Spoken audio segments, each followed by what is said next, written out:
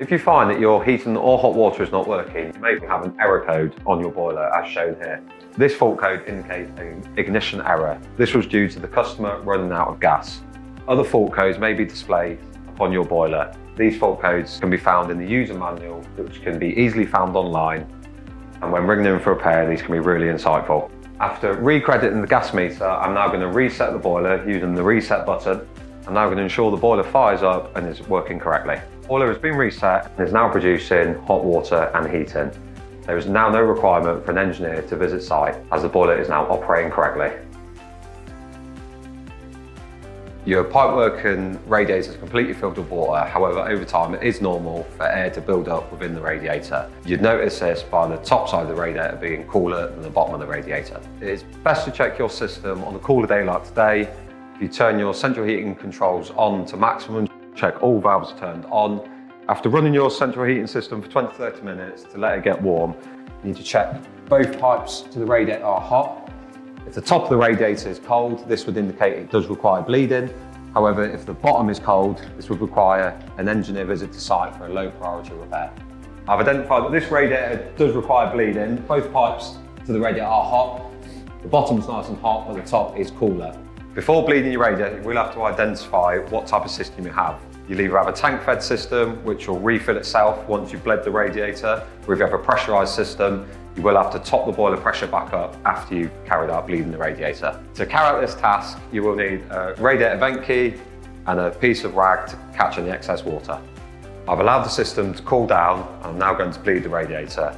To do this, you place your rag below the bleed point, ensuring the spout is pointing towards the rag. You place your radiator key in and turn anti-clockwise slowly, and you'll hear the air start to come out. Once water is coming out of the radiator bleed point, you turn the bleed point clockwise to close it back off, and this has ensured your radiator is now full of water and the air has been removed. To check that everything is now okay, I've turned the central heating on, and this radiator is now hot all the way from bottom to top.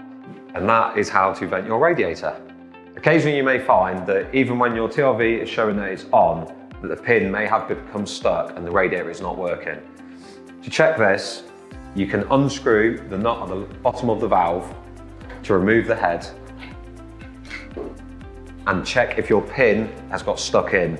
If you notice this pin is stuck in, just give it a gentle tap and the pin should pop back out and the radiator will start working again. Just then you need to replace the head back onto the radiator, like so. If you smell gas in your property, here are some do's and don'ts. Do open all windows and doors to ventilate the property. Do turn off your gas at your emergency control valve, which will be located at your gas meter with a handle that can be turned 90 degrees. Do call your gas supplier on 0800 111 999. Don't use any light switches or anything that can create a spark. Do not light any naked flames in the property or use any appliances that may create a spark. As you can see, this boiler has low pressure indicated on the pressure gauge on the right hand side. To top up the pressure on the boiler, you need to locate the filling loop. On this boiler, you remove the flap below the boiler and locate the filling loop below.